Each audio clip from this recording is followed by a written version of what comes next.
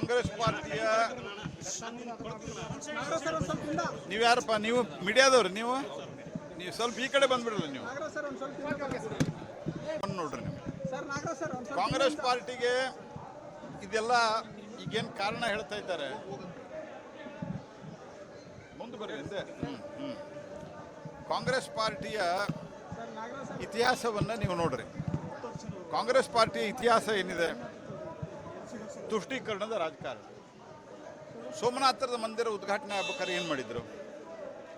ಸೋಮನಾಥದ ಮಂದಿರ ಉದ್ಘಾಟನೆ ಆಗಬೇಕಾದ್ರೆ ಕಾಂಗ್ರೆಸ್ ಪಾರ್ಟಿ ಅದಕ್ಕೆ ಅವತ್ತಿನ ರಾಷ್ಟ್ರಪತಿಗಳು ಬಾಬಾ ರಾಜೇಂದ್ರ ಪ್ರಸಾದ್ ಅವರಿಗೆ ಹೋಗಬಾರ್ದು ಅನ್ನುವಂಥ ಒತ್ತಾಯವನ್ನು ಮಾಡಿತ್ತು. ಅವ್ರನ್ನ ಒಂದು ರೀತಿ ನಿರ್ಬಂಧ ಹಾಕುವಂಥ ಪ್ರಯತ್ನವನ್ನು ಮಾಡಿತ್ತು. ಸೋಮನಾಥ ದೇವಸ್ಥಾನಕ್ಕೆ ರಾಷ್ಟ್ರಪತಿ ಹೆಂಗೆ ಹೋಗ್ತಾರೆ? ಈ ಪ್ರಶ್ನೆನ ಅವತ್ತೇ ಎತ್ತಿತ್ತು. ನಾ ಹೇಳೋದು ಕಾಂಗ್ರೆಸ್ ಪಾರ್ಟಿಯ ಮೆಂಟ್ಯಾಲಿಟಿ ಇದು. ಕಾಂಗ್ರೆಸ್ ಪಾರ್ಟಿ ರಾಮ ಕಾಲ್ಪನಿಕ ವ್ಯಕ್ತಿ. ಕಾರ ಸೇವಕರ ಮೇಲೆ ಕೇಸ್ ಹಾಕಿದ್ದು, ಕಾರ ಸೇವಕರ ಮೇಲೆ ಗೋಲಿಬಾರ್ ಮಾಡಿದ್ದು ಯಾರು? ಕಾಂಗ್ರೆಸ್ನವರದಲ್ಲ. ಅದೇ ರೀತಿ ರಾಮ ಸೇತು ಅದು ಕೂಡ ಕಾಲ್ಪನಿಕ. ಅದ್ರ ಬಗ್ಗೆನೂ ನಮಗೆ ಇದಿಲ್ಲ. ಈ ರೀತಿ ನೀವು ಹಲವು ಉದಾಹರಣೆಗಳನ್ನು ತೆಗೆದುಕೊಂಡ್ರಿ.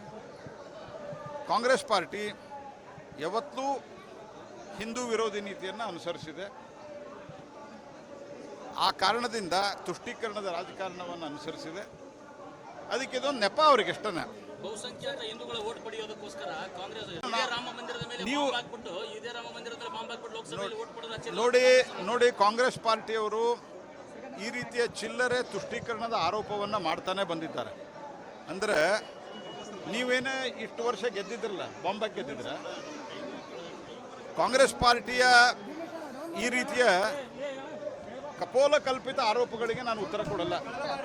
ನೋಡಿ ನೋಡಿ ನೋಡಿ ನೋಡಿ ನೋಡಿ ನೋಡಿ ನೋಡಿ ನಾನು ಪೂರ್ತಿ ಹೇಳೋದು ಕೇಳಬೇಕಾರೆ you should listen to me. Congress party ಒಬ್ರು ನೀವು ಪ್ರಶ್ನೆ ಕೇಳ್ತೀರಿ, ಉತ್ತರ ಹೇಳ್ಬೇಕಲ್ಲ, ಬಿಡ್ಬೇಕಲ್ಲ ನೀವು. ಅವ್ರು ಕೇಳಿದ್ದಾರೆ, ಇವ್ರು ಕೇಳಿದ್ದಾರೆ.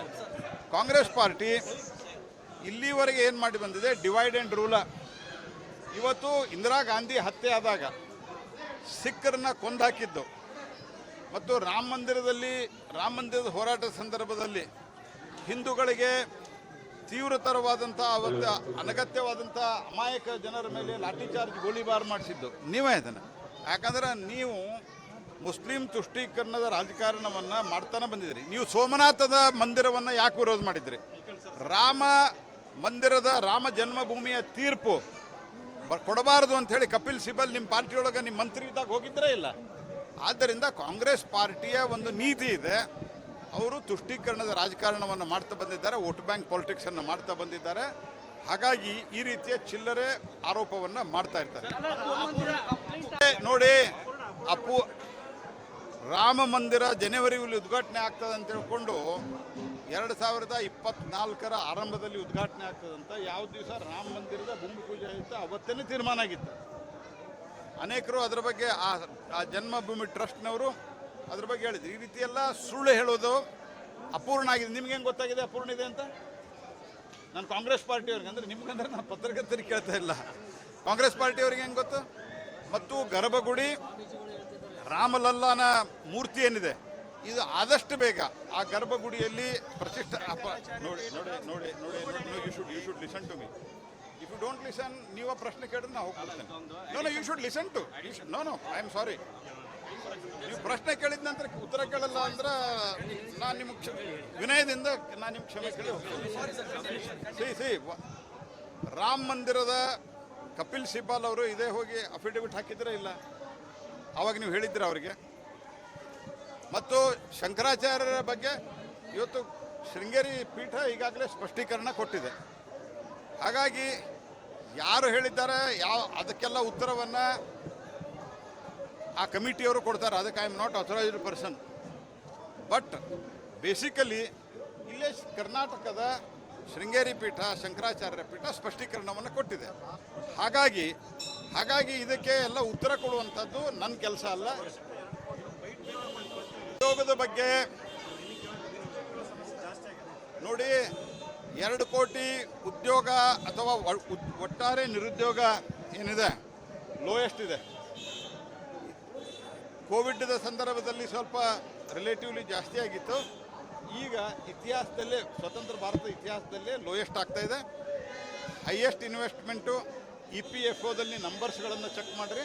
ಅದರ ಆಧಾರದ ಮೇಲೆ ಇವತ್ತು ಲೋಯೆಸ್ಟ್ ಅನ್ಎಂಪ್ಲಾಯ್ಮೆಂಟ್ ಇದೆ.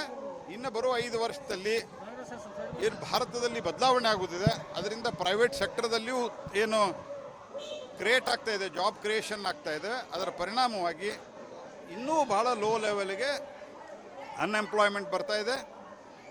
Unemployment rate during the UPA time it was the highest and inflation rate it was highest. 10 ವರ್ಷದೊಳಗೆ ಇತಿಹಾಸದಲ್ಲೇ ಇರಲಾರ್ದಷ್ಟು ಇನ್ಫ್ಲೇಷನ್ನು ಮತ್ತು ಅನ್ಎಂಪ್ಲಾಯ್ಮೆಂಟ್ ಇತ್ತು.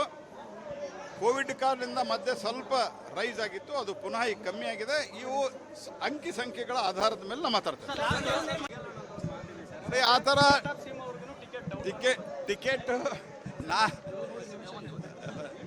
ಟಿಕೆಟು ತೀರ್ಮಾನ ಆಗುವುದು ಇಲ್ಲೇ ಅಭಿಪ್ರಾಯವನ್ನು ಸಂಗ್ರಹಿಸಿದ್ದಾರೆ ನಮ್ಮ ರಾಜ್ಯ ಅಧ್ಯಕ್ಷರು.